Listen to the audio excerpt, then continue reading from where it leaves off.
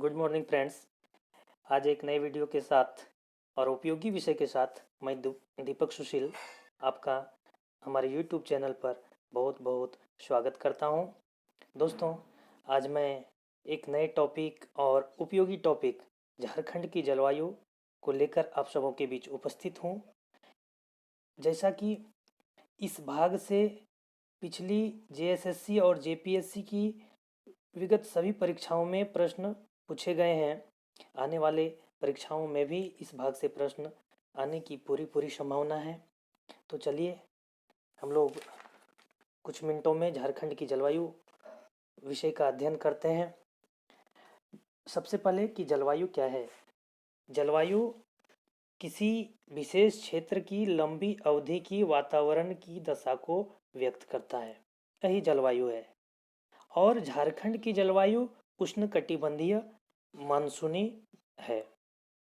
चूँकि भारत की जलवायु भी यही है, उष्णकटिबंधीय जलवायु ही है भारत की भी, उष्णकटिबंधीय मानसूनी जलवायु। चूँकि कर्क रेखा झारखंड के बीचों बीच नेतरहाट, किस्को, ओरमांझी, गोला, मुरहुलमुदी, गोपालपुर से होते हुए गुजरती है और यह झारखंड को दो बराबर भागों में विभक्त करती है। झारखंड की जलवायु को अध्ययन करने से पूर्व ये भी हम जान लें कि झारखंड की जलवायु को जो प्रभावित करने वाले कारक हैं, जलवायु को निर्धारित करने वाले जो कारक हैं, उस पर भी एक नज़र हम लोग डाल लें कि किसी स्थान की जलवायु कैसे तय होती है। तो उस स्थान की अक्षांशीय स्थिति, उस स्थान की समुद्र तल से ऊंचाई, उस स्थान का समुद्र तल से दूरी, वहाँ जो हवाएं बहती हैं उनकी दिशा, वन की मात्रा, महासागरीय धाराएं, वर्षण अर्थात वर्षा की स्थिति और पर्वत तथा सॉइल यानी मिट्टी, ये सभी किसी स्थान की जलवायु को निर्धारण करने वाले प्रमुख तत्व हैं। और यही तत्व हैं जो हमारे झारखंड की जलवायु के निर्धारक तत्व भी कहलाते हैं। तो सबसे पहले यहाँ की ऋतुओं का संक्षेप में अध्ययन हम लोग कर लेते हैं कि कितने प्रकार की ऋतुएं हैं यहाँ। तो मुख्यतः यहाँ 3 प्रकार की ऋतुएं हैं। सबसे पहले ग्रीष्म ऋतु। इस ऋतु की अवधि 15 मार्च से 15 जून है। इस अवधि में यहाँ का तापमान 29 डिग्री सेंटीग्रेड से 43 डिग्री सेंटीग्रेड होता है। और यहाँ जो उच्च तापमान है उसका कारण सूर्य का उत्तरी गोलार्ध में होना होता है। कुछ शहरों में तापमान जैसे धनबाद, जमशेदपुर वगैरह में तापमान काफ़ी उच्च होता है। इसका प्रमुख कारण है वहाँ कल कारखानों की अधिकता है। धनबाद में झरिया क्षेत्र में भूमिगत आग की समस्या के कारण वहाँ का तापमान उच्च होता है। पलामू का तापमान भी गर्मियों में 45 डिग्री सेंटीग्रेड तक चला जाता है। झारखंड का सर्वाधिक गर्म महीना मई है। ये परीक्षाओं में पूछा गया है कि यहाँ का गर्म महीना कौन सा होता है सर्वाधिक, तो मई होता है। इस अवधि में पछुआ पवन का बहना रुक जाता है और एक एक हवाएं चलती हैं नॉर्वेस्टर। याद आता होगा आप सबको कि न्यूजीलैंड में गर्म एवं शुष्क पवन को नॉर्वेस्टर कहते हैं। हमारे यहाँ भी बंगाल की खाड़ी से होकर एक गर्म और शुष्क हवा चलती है जिसे नॉर्वेस्टर कहते हैं। और ये भारत के पूर्वोत्तर, पश्चिम बंगाल, झारखंड के पूर्वी भागों में भी वर्षा करवाती है, जिसे हम आम्र वर्षा के नाम से भी जानते हैं, मैंगो शावर के नाम से जानते हैं। और यह आम के फसलों के लिए भी लाभकारी होती है। कर्नाटक में भी वर्षा होती है इस अवधि में, जो कॉफ़ी की खेती के लिए फायदेमंद होती है। केरल में भी मैंगो शावर के नाम से जाना जाता है इसको। तो इस क्षेत्र में वर्षा होती है। वर्षा ऋतु का अध्ययन अब हम लोग करते हैं। इसकी समयावधि 15 जून से 15 अक्टूबर है। और क्षेत्रीय विषमता के कारण यहाँ वर्षा की मात्रा भी एक समान नहीं है। यहाँ वर्षा भी अलग अलग मात्रा में होती है। दक्षिण से उत्तर और पूर्व से पश्चिम की ओर हम जो जो बढ़ते हैं तो वर्षा की मात्रा कम होती जाती है। ये ध्यान रखेंगे कि दक्षिण से उत्तर और पूर्व से पश्चिम भी जाते हैं तो वर्षा की मात्रा कम मिलती है, और वर्षा की मात्रा दक्षिण से उत्तर जाने पर भी कम होती जाती है। वैसे भारत में सर्वाधिक वर्षा वाला स्थान आपको याद होगा मासिनराम, जो मेघालय में है। वहाँ लगभग 1000 सेंटीमीटर की वर्षा होती है। सर्वाधिक वर्षा वाला स्थान नेतरहाट है। इससे संबंधित प्रश्न पिछली परीक्षाओं में पूछे भी गए हैं। यहाँ वर्षा, झारखंड में जो वर्षा होती है वो दक्षिण पश्चिम मानसून की दोनों शाखाओं, बंगाल की खाड़ी की शाखा और अरब सागर की शाखा, दोनों से ही होती है। और दक्षिण पश्चिम मानसून की जो अरब सागर की शाखा है उससे लगभग 80% वर्षा हमारे झारखंड प्रदेश में होती है। और राज्य के मध्यवर्ती भाग में एवं पश्चिमी भाग में बंगाल की खाड़ी की शाखा एवं अरब सागर की शाखा से यहाँ वर्षा होती है। ध्यान देंगे, चाईबासा का मैदानी क्षेत्र कम वर्षा का क्षेत्र है।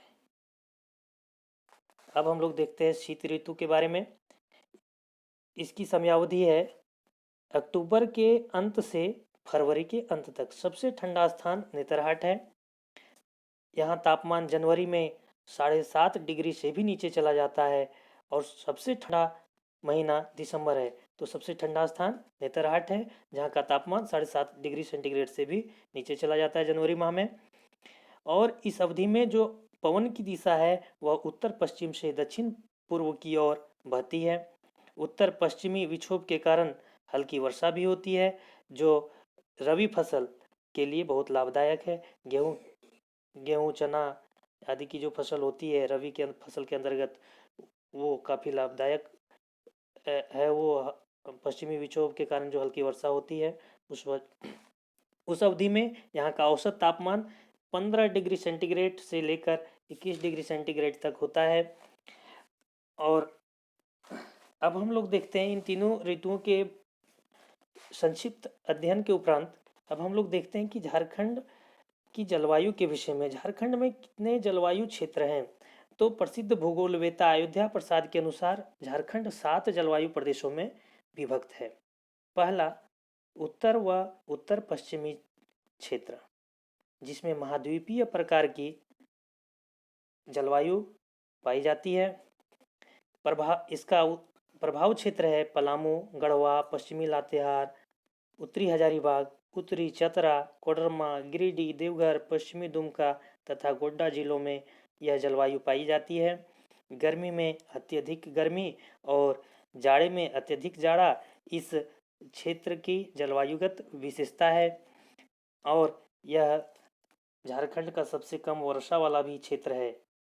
ध्यान देंगे कि झारखंड का सबसे कम वर्षा वाला जलवायुगत क्षेत्र जो है वह उत्तर और उत्तर पश्चिमी क्षेत्र है, जिसके अंतर्गत पलामू, गढ़वा, लातेहार, हजारीबाग, चतरा, कोडरमा, गिरिडीह, देवघर, दुमका और गोड्डा जिला का कुछ भाग सम्मिलित है।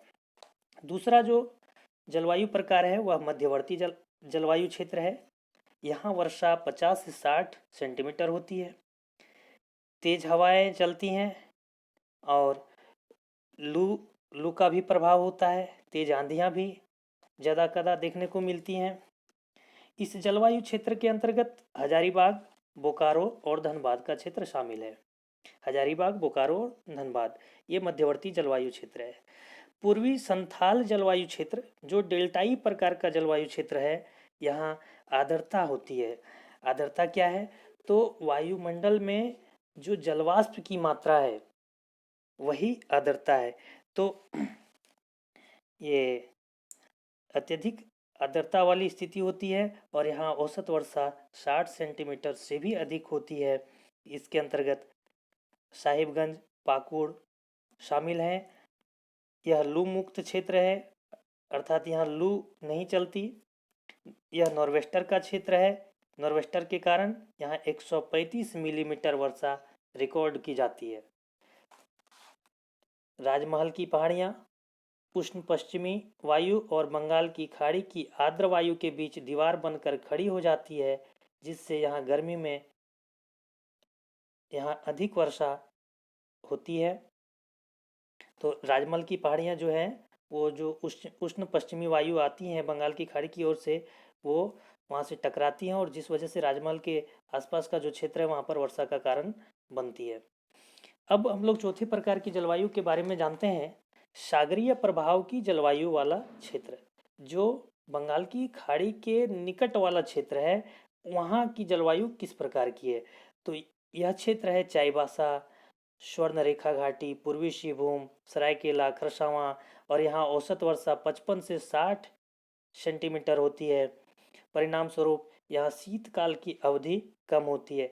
देखिए मित्रों, जो भी स्थान समुद्र के निकट है, महासागरों के निकट है, वहाँ सम जलवायु पाए जाते हैं, जबकि वहाँ से जो दूर भाग है, जो आंतरिक प्रदेश हैं भारत के, वहाँ विषम जलवायु का अनुभव किया जाता है। वहाँ कई प्रकार की ऋतुएं, कई प्रकार के मौसम पाए जाते हैं।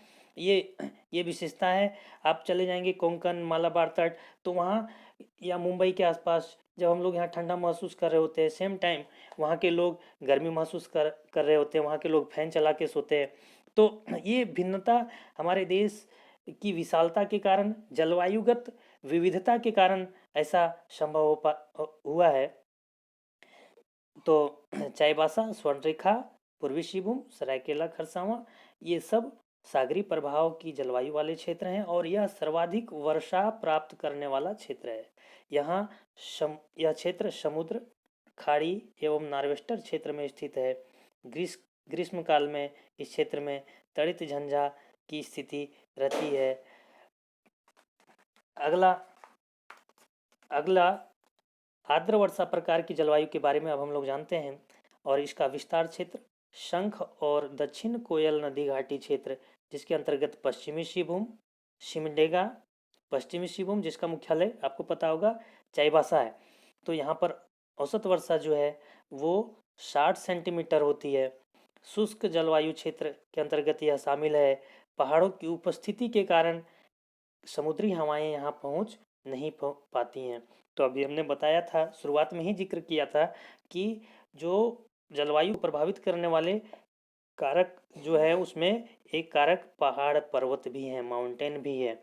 तो इस वजह से यहाँ समुद्री हवाएं नहीं पहुँच पाती, जिस वजह से यह शुष्क जलवायु क्षेत्र माना जाता है और कम वर्षा यहाँ होती है। झारखंड की जलवायु काफ़ी आदर्श मानी जाती है। झारखंड में खासकर अब हम लोग जिस जलवायु का अध्ययन करने जा रहे हैं वह बिल्कुल सुखद प्रकार की, अनूठी प्रकार की जलवायु झारखंड के लोग भी ऐसा मानते हैं, महसूस करते हैं। उस जलवायु का नाम है तीव्र एवं सुखद प्रकार की जलवायु, और यह जलवायु रांची और हजारीबाग क्षेत्र में पाई जाती है, जहाँ की औसत वर्षा, रांची की औसत वर्षा 151.5 सेंटीमीटर है, हजारीबाग की औसत वर्षा 141.5 सेंटीमीटर है। तो यह झारखंड के शेष भागों से बिल्कुल अलग, अनोखा किस्म का जलवायु है। यहाँ न अधिक गर्मी और न अधिक ठंड का अनुभव होता है। यह बिल्कुल मौसम के लिहाज से, जलवायु के लिहाज से बिल्कुल आदर्श स्थिति है किसी स्थान की जलवायु का। इस क्षेत्र में गर्म पछुआ हवा, लू तथा 200 फीट की ऊंचाई पर स्थित होने के कारण धूल कण युक्त आंधियों से मुक्त है। ध्यान देंगे कि यह जो क्षेत्र है, हजारीबाग और रांची का जो क्षेत्र है, यह थोड़ी ऊंचाई पर अवस्थित होने के कारण यहाँ जो पछुआ पवन चलती हैं, जो धूल कण युक्त होती है, गर्म हवाएं जो चलती हैं, उसके प्रभाव से भी यह क्षेत्र मुक्त रहता है।